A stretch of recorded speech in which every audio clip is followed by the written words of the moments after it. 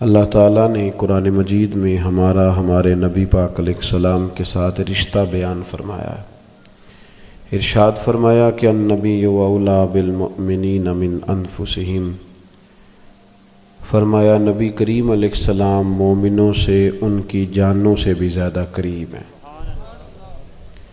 عزیز دوستو، بہت سارے دنیا میں رشتے انسان کے ہوتے ہیں، لیکن کچھ رشتے بہت گہرے احساس کے رشتے ہوتے ہیں۔ ان سب رشتوں میں ہمارا سب سے حساس رشتہ نبی کریم علیہ السلام کے ساتھ ہے، اور قرآن مجید نے فرمایا کہ یہ محبوب تمہاری جانوں سے بھی تمہارے زیادہ قریب ہے۔ آج تک کوئی نہیں بتا سکا کہ جان انسان کے جسم کے کتنا قریب ہوتی ہے، تو جو جان سے بھی زیادہ قریب ہے۔ نبی کریم علیہ السلام اپنی امت کے لیے بہت زیادہ احساس فرماتے۔ یہ جو ہر عنوان پر آپ کو نبی پاک علیہ السلام کے ارشادات ملتے ہیں، تعلیمات ملتی ہیں، تربیت ملتی ہے، اس کی بھی وجہ یہ ہے کہ اللہ کے محبوب علیہ السلام بہت احساس فرماتے اپنی امت کا، جگہ جگہ پہ سمجھاتے، قائل کرتے۔ ہمارے اندر جتنی بھی کمزوریاں ہیں حضور علیہ السلام نے ان سب کی نشاندہی فرمائی۔ جن رستوں پہ ہمیں چلنا تھا ان سب رستوں کو واضح کر کے کھول کے حضور نے بیان فرمایا۔ اس کا نتیجہ یہ نکلا کہ امت مسلمہ کے پاس نصاب زندگی اتنا زیادہ ہے کہ کسی سے بھی کوئی چیز مستعار نہیں لینی پڑے گی، کسی سے بھی کوئی چیز ادھار نہیں مانگنی پڑے گی۔ سارا کچھ رسول کریم علیہ السلام نے ہمیں اپنے فضل سے اور اپنی رحمت سے عطا فرمایا، اور اس پر نبی پاک علیہ السلام کا اپنا فرمان شاہد ہے۔ کریم فرماتے ہیں کہ میری اور تمہاری مثال اس شخص کی طرح ہے جس آدمی نے آگ روشن کی تھی تو پتنگے اس میں گرتے تھے، تو وہ ان پتنگوں کو روکتا تھا کہ تم اگر آگ میں گرو گے تو جل جاؤ گے۔ وہ بار بار ادھر جاتے تھے، گرتے تھے۔ حضور فرماتے ہیں تم بھی ایسے کام کرتے ہو جو تمہیں دوزخ میں لے جائیں گے، اور میں تمہیں سینہ بند سے پکڑ کے کھینچ کے کہتا ہوں یہ کام نہ کرو، دوزخ میں جانے والا، تمہیں بچانے کی تدبیریں کرتا ہوں۔ اللہ کے پیارے رسول صلی اللہ تعالی علیہ وسلم کی جو تبلیغ ہے وہ بھی اس طرح نہیں ہے جس طرح آج میری طرح کے لوگ تبلیغ کرتے ہیں، کہ اس میں بعض جگہ پہ جارحانہ پن بھی پایا جاتا ہے، شدت بھی پائی جاتی ہے، اور بعض جگہ تبلیغ و اشاعت سے زیادہ پروٹوکول اور شہرت کا دخل ہوتا ہے۔ نبی پاک علیہ السلام کی جو تبلیغ ہے اس میں نہایت درد ہے، نہایت احساس ہے۔ کبھی آپ نے دیکھا ہے کہ ماں جب اپنے بیٹے کو سمجھانا چاہتی ہے یا باپ اپنے بیٹے کو سمجھانا چاہتا ہے تو اسے سامنے بٹھا کے جملوں کی عمدہ اور اعلیٰ ترتیب کے چکر میں نہیں پڑتا، بلکہ اس کی خواہش ہوتی ہے کہ کسی بھی طریقے سے میرا بیٹا بری عادات کو چھوڑ دے۔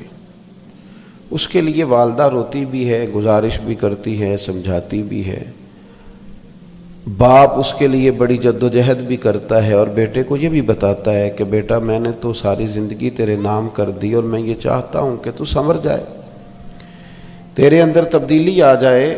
بڑی کوشش کرتا ہے والد، اور بیٹا اگر وعدہ کر بھی لے کہ ابا جی آج کے بعد شکایت کا موقع نہیں ملے گا، تو پھر بھی وہ مطمئن نہیں ہوتا، بلکہ ہم نے دیکھا ہے کہ وہ رات کو مصلے پہ بیٹھ کے ماں باپ روتے ہیں، یا اللہ ہماری کمائی نہ کہیں ساری چلی جائے، کوشش کرتے ہیں، شدت احساس ہے۔ حضور علیہ السلام کا امت کے ساتھ چونکہ بڑا حساس رشتہ ہے، تو تبلیغ دین میں آپ کو شدت احساس ملے گا، شدت احساس۔ حضور علیہ السلام کی خواہش ہے کہ لوگ ایسے کام کریں کہ جنت میں جائیں، لوگ ایسے کام کریں کہ اللہ کا قرب پائیں، میری امت ایسے کام کرے کہ دنیا میں امامت کا فریضہ سر انجام دے، یہ اس طرح کے ہو جائیں کہ ان کا طرز زندگی سب کے لیے مشعل راہ ہو، یہ سب سے کامیاب ترین وقت گزارے، اس کے لیے نبی پاک علیہ السلام ارشادات فرماتے، سمجھاتے، قائل کرتے، تبلیغ کرتے، اور پھر رات کو حضور روتے بھی کہ اللہ انہیں ہدایت کا نور عطا فرما، ان کے لیے ساتھ دعا بھی فرماتے۔ آپ حضور علیہ الصلوۃ والسلام کی سیرت مبارکہ کو کبھی دیکھیں تو ایک بات کہنے لگا ہوں، اس پر آپ غور کریں گے تو سیرت میں آپ کو اس کی گواہی ملے گی۔ نبی پاک علیہ السلام نے ہمیشہ یک طرفہ خیر خواہی کی بات کی ہے، دو طرفہ نہیں۔ ایسا نہیں کہ میں خیر خواہی کروں تو جواب میں پھر سامنے والا بھی خیر خواہی کرے، یہ نہیں۔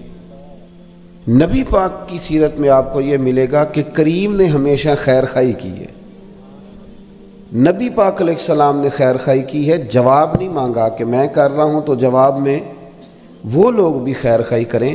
شدت احساس ایسا ہے کہ صرف مسلمان ہو جائیں، کلمہ پڑھ لیں، دین میں آ جائیں، یہ اپنے اخلاق کو، کردار کو، رویوں کو درست کر لیں، ان کے اندر مثبت تبدیلیاں آ جائیں، بس یہ ایک خواہش ہے۔ آپ دیکھیے جناب واخشی آ گئے کلمہ پڑھنے، حضرت امیر حمزہ رضی اللہ تعالیٰ عنہ کو انہوں نے شہید کیا ہے، اور وہ شہادت اتنی دردناک ہے کہ نبی کریم علیہ السلام نے گویا سب سے زیادہ آنسو ہی شاید اس وقت بہائے ہوں جب حضرت امیر حمزہ کی شہادت ہوئی، اور وہ دردناک ہے۔ ان کو بڑی تکلیف کے ساتھ انہوں نے شہید کیا، اور پھر اذیت اس کے بعد بھی جاری رکھی، تو وہ ایک دردناک پہلو ہے۔ لیکن ایسا شخص آپ کے سامنے آ کے کھڑا ہو جائے جس کی دی ہوئی تکلیف کو آپ نے بڑی شدت سے محسوس کیا ہو، وہ ہمارے ہاں تو معاف کرنے کا مزاج ہی نہیں، طبیعت ہی نہیں۔ وہ 30-40 سال پہلے جب ہماری شادی ہونے لگی تھی تو اس وقت کہیں سسرال والوں نے کوئی ایک بات کر دی تھی، عمر بیت گئی، اب بچے بھی بیائے گئے، پر ہم وہ بات بھولنے کو تیار ہی نہیں۔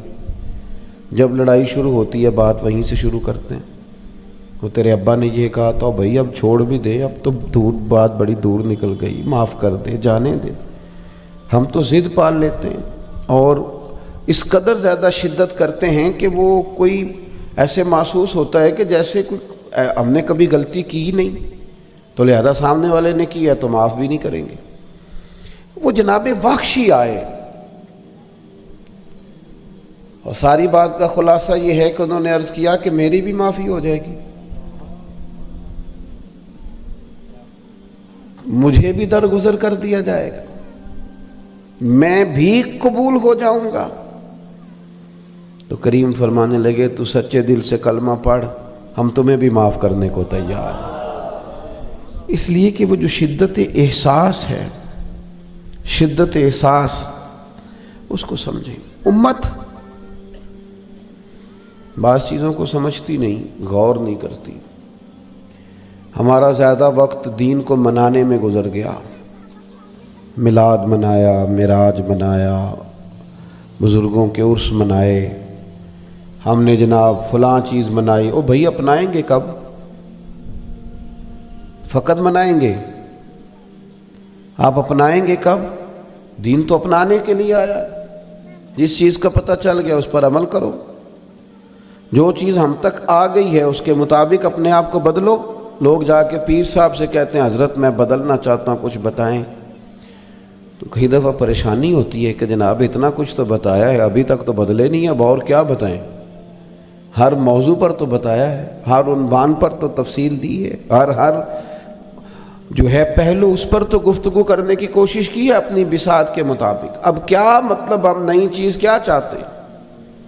شرط یہ ہے کہ ہم اس احساس کو محسوس کریں۔ آپ صحابہ کرام علیہم رضوان کو کبھی دیکھیں نا، تو جس احساس کی شدت کے ساتھ حضور انہیں دین بتاتے تھے، اسی شدت کے ساتھ، احساس کی شدت کے ساتھ وہ قبول کرتے تھے اور اس پر عمل کرتے تھے، اسی توانائی کے ساتھ، اسی انداز کے ساتھ۔ یعنی کوئی لیت و لعلہ نہیں، کوئی تبصرہ نہیں، بالکل سادی سی بات ہے. حضور علیہ السلام اگر مسجد اقصیٰ کی جانب بیت المقدس کی جانب منہ کر کے نماز پڑھ رہے ہیں تو بسم اللہ، اور اگر سرکار نے دوران نماز ہی رخ انور بیت اللہ شریف کی طرف موڑ لیا ہے، خانہ کعبہ کی طرف، تو تبصرہ پھر بھی کوئی نہیں.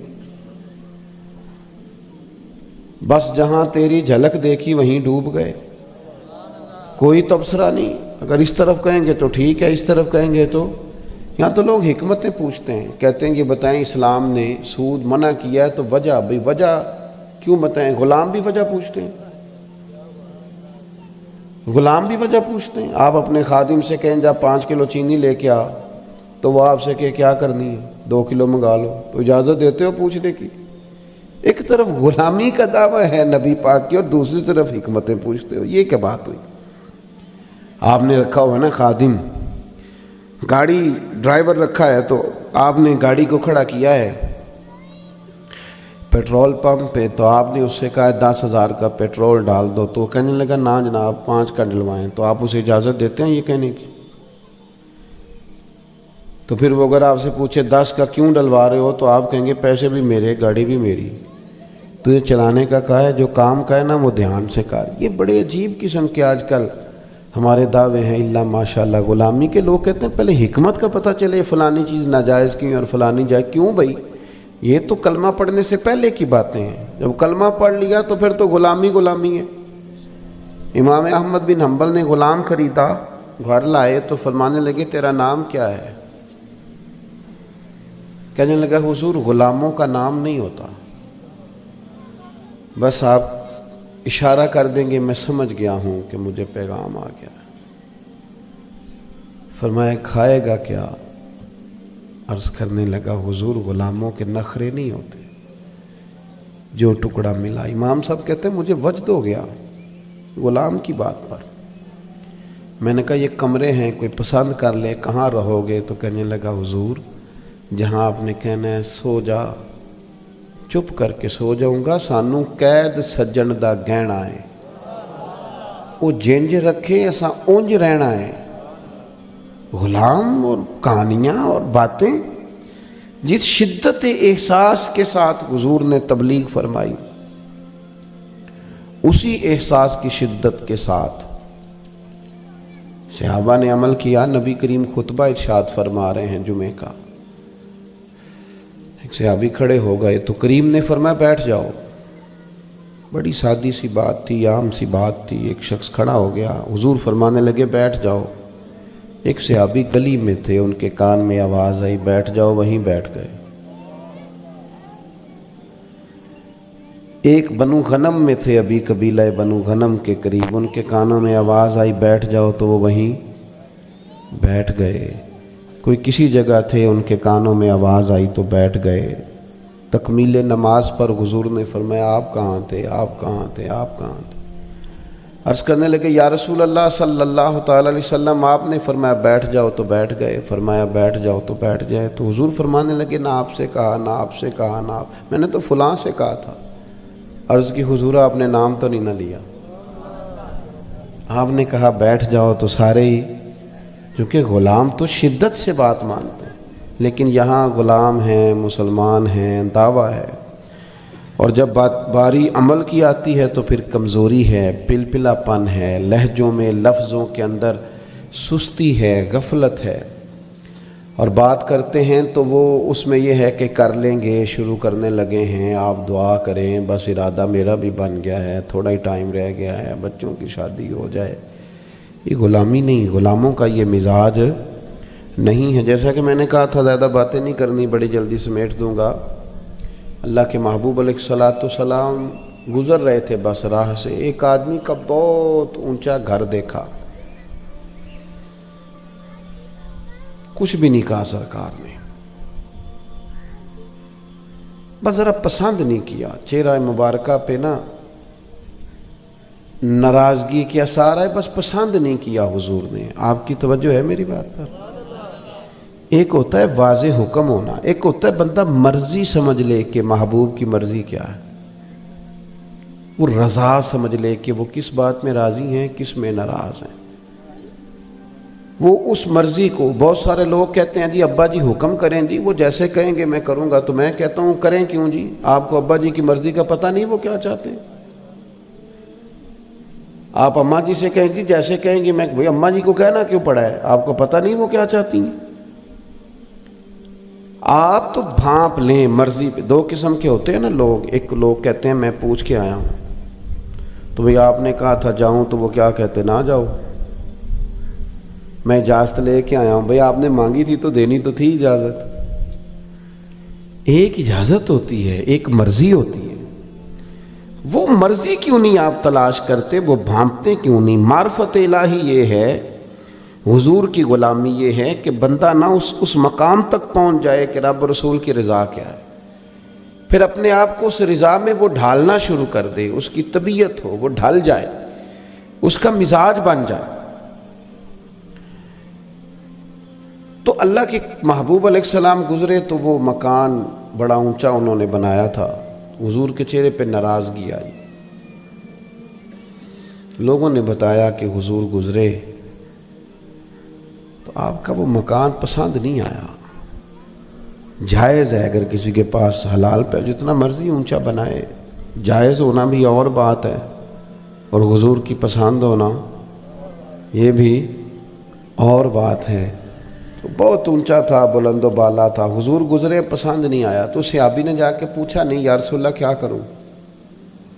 گرا دوں، رکھوں کہ نہ رکھوں، بیچ دوں؟ حضور کو نہیں پسند آیا۔ جس شدت سے تبلیغ ہوئی اسی شدت سے فرما برداری، نہیں پسند آیا۔ انہوں نے کدال پکڑا، کئی پکڑی، اوزار پکڑے، سارا مکان گرا دیا۔ بہت نہ رکھا جتنا ضرورت کا تھا، باقی اوپر سے سب گرایا۔ پھر آ کے بتایا نہیں، نمبر نہیں بنائے کہ وہ جی آپ کو نہیں پسند تھا تو میں نے گرا دیا، ایسا نہیں کیا۔ مثال دے رہا ہوں، ہمارے ہاں لوگ کرتے ہیں نا جی، کوئی کام کر کے پھر ان کو اپنے نمبر بھی شمار کروانے ہوتے ہیں، پتہ چل جائے۔ اور بعض ایسے لوگ ہیں اس جگہ جا کے نمبر شمار کراتے ہیں جہاں کرانے ہی نہیں چاہیے، نمبر شمار کرانا منع ہے، وہاں بھی وہ کوشش کرتے ہیں۔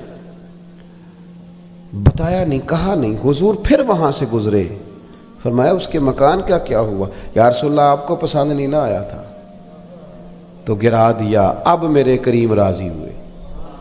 اب جو دعائیں نبی کریم نے دی وہ سرمایہ ہے، اب جو محبوب کے چہرے پہ ان کے لیے مسکراہٹ آئی، اس پر ساری دنیا واری جا سکتی ہے، اس پر سب کچھ قربان کیا جا سکتا ہے۔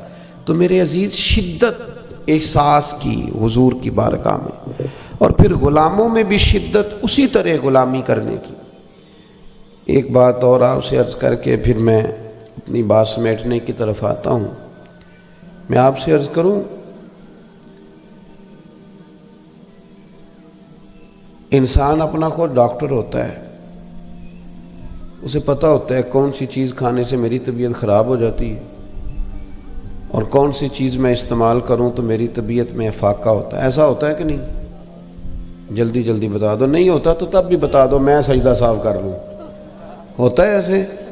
پتہ ہوتا ہے نا، بہت سارے بندے کہتے ہیں یہ چیز نہیں کھانی جی میری طبیعت اس سے خراب ہوتا ہے نا ایسے، تو پھر ایک لفظ بولتے ہیں بالعموم لوگ کہتے ہیں بندہ اپنا ڈاکٹر خود ہوتا ہے، اسے پتہ ہوتا ہے۔ مجھے بھی پتہ ہے کون سی چیز میں استعمال کر لوں تو میری طبیعت پر بوجھ بنتا ہے۔ اسی طرح نا ہمیں اپنی روحانی زندگی کا بھی پتہ ہوتا ہے، کس بندے کی صحبت میں بیٹھوں تو میرا نماز پڑھنے کو دل کرتا ہے، اور کس کے پاس بیٹھوں تو مجھے غافل کرتا، کس کے پاس بیٹھوں تو مجھے وسوسے آتے، اور کس کے پاس بیٹھوں تو میری طبیعت میں سکون رہی۔ ہمیں خبر ہوتی ہے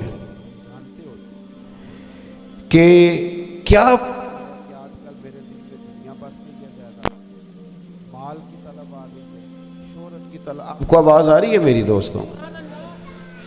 یہ اکثر یہ چیزیں ہمارے ساتھ ہوتی رہتی ہیں۔ اب کرنے کا کام یہ ہے کہ جب ہمیں پتہ چل جاتا ہے نا یہ چیز کھانے سے طبیعت خراب ہوتی ہے، تو لازمی ضرورت یہ ہے کہ بڑا دل بھی چاہے تو ہم وہ چیز استعمال نہ کریں۔ اسی طرح کوشش کریں، جہاں جانے سے غفلت پیدا ہوتی ہے، جہاں جانے سے دل سخت ہوتا ہے، جہاں جانے سے ہمارے دینی اور روحانی معاملات میں خرابی پیدا ہوتی ہے، ان جگہوں سے خود بخود بچیں جہاں جانے سے روحانی ترقی پیدا ہوتی ہے، جہاں جانے سے ہم سمجھتے ہیں عبادت کا ذوق بڑھتا ہے، اللہ کی جانب توجہ جاتی ہے، سنت شریعت پر عمل کرنے کا جذبہ پیدا ہوتا ہے، وہاں اپنے آپ کو لے جائیں، ان رستوں پہ چلیں، اچھی صحبتوں کا انتخاب کریں، اچھے خیالات کے لوگوں کے پاس بیٹھیں۔ اور اگر آپ سمجھ رہے ہیں کہ فلاں چیز جب سے میرے ذہن میں آئی ہے معاملات اور کے اور ہو گئے، تو ہمیں خود بخود ان چیزوں سے بچنا چاہیے۔ ہم نے تو اپنے بزرگوں کو یہی کرتے دیکھا کہ وہ تو کئی دفعہ بہت شہرت ہونے لگی تو انہوں نے اپنے آپ کو بیک کرنا شروع کر دیا، کہا نہیں میں اعتدال میں رہنا چاہتا ہوں۔ بہت لوگ پیچھے بھاگنے لگے تو انہوں نے سفر تھوڑا محدود کر دیا کہ نہیں یار یہ دیکھیں نا، کچھ لوگوں کو مزہ آتا ہے، لوگ گاڑیوں کے پیچھے بھاگے تو شور ہو تو وہ ایسے کرے تو مزہ آتا ہے، کچھ کو ڈر آتا ہے، کچھ کو خوف آتا ہے، کچھ کا دل کانپتا ہے۔ وہ کہتے ہیں کہ میری اجرت میری محنت سے زیادہ کیوں ہے، میرے محسن تیرے احسان سے ڈر لگتا ہے۔ رب کے کچھ بندے دعا مانگتے تھے، یا اللہ اگر میں نیک ہوں تو میری شہرت، میرا وقار، میرا آنا جانا، کہیں مجھے میری ساری نیکیوں کا اجر دنیا میں نہ دے دینا۔ اس سے ڈرتے تھے، انہیں زیادہ خیال آتا تھا، پھل زیادہ لگ جائے درخت کو تو جھکنے لگتا ہے، پیچھے پیچھے ہونے لگتا ہے، بہک ہونے لگ جاتا ہے، کہتا ہے نہیں یار مجھے چھپنا چاہیے تھوڑا سا۔ تو میرے عزیز خود تھوڑا نا اپنے روحانی طبیب بنے، تھوڑا سا اپنے آپ پر خود بھی تو توجہ دینا۔ ہم نے خود بھی اپنے آپ کو بڑا کھلا چھوڑ دیا ہے، سارا دھیان دوسروں کو رکھا ہوا ہے، کون کیا کر رہا ہے۔ تھوڑا دھیان اپنا رکھیں، اپنے اوپر تھوڑی محنت فرمائیں۔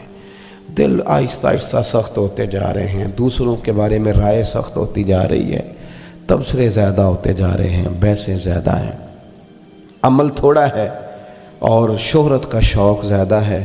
جو ہم نے نہیں کیا اس پر بھی ہم اپنی تعریف چاہتے ہیں، جو ہم نہیں ہیں وہ بھی ہم کہلوانا چاہتے ہیں۔ ان چیزوں سے اپنے آپ کو بچائیں۔ میں دعا کرتا ہوں اللہ تعالی ہمارے دوستوں کی کوشش اور کاوش کو اپنی بارگاہ میں قبول فرمائے، اور جن